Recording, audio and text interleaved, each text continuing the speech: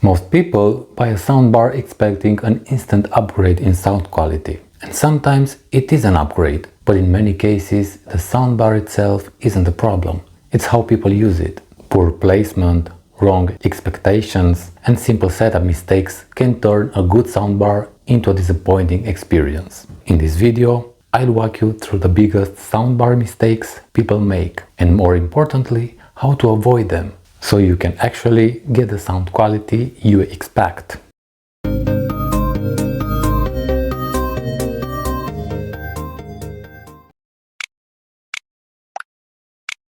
The most common mistake is placing the soundbar incorrectly. Many soundbars are pushed too far back, blocked by furniture, or mounted too high or too low relative to the TV. When the soundbar isn't aligned properly, dialogue becomes unclear, sound feels disconnected from the screen, and the overall audio loses impact. Soundbars are designed to project sound forward and sometimes upward. Blocking the path immediately degrades performance. Correct placement alone can make a bigger difference than upgrading to a more expensive model. Another very common mistake is expecting home theater level bass from a soundbar. Even with a subwoofer, a soundbar setup is still a compact system. It's designed for convenience, not for shaking the room. In larger spaces or open living rooms, bass can feel weak or inconsistent, not because the soundbar is bad, but because physics has limits. A soundbar can dramatically improve clarity and immersion,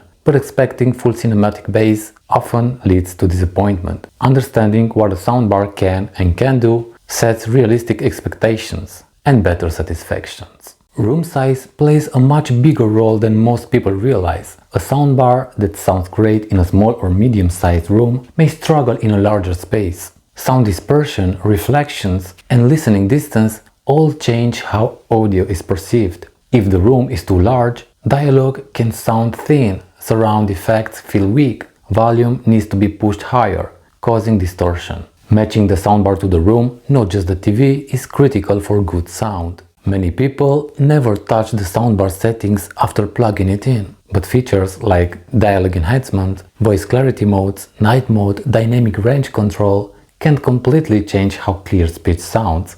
Instead of constantly raising the volume, adjusting dialogue settings often solves the problem instantly. Clear dialogue is one of the biggest reasons people buy soundbars, and it's often just one setting away. Finally, a very common mistake is choosing a soundbar based purely on specs. Things like channel count, weightage numbers, feature lists look impressive on paper but don't guarantee better sound. What matters more is what you watch most often, the size of your room, where the soundbar will be placed, and how you actually use your TV. A simpler soundbar that fits your setup will almost always outperform a more complex one that doesn't. Most soundbar problems aren't caused by bad hardware, they're caused by bad setup choices. A decent soundbar, placed correctly and matched to the room, can sound far better than an expensive one used the wrong way. If you avoid these common mistakes, you'll get clearer dialogue,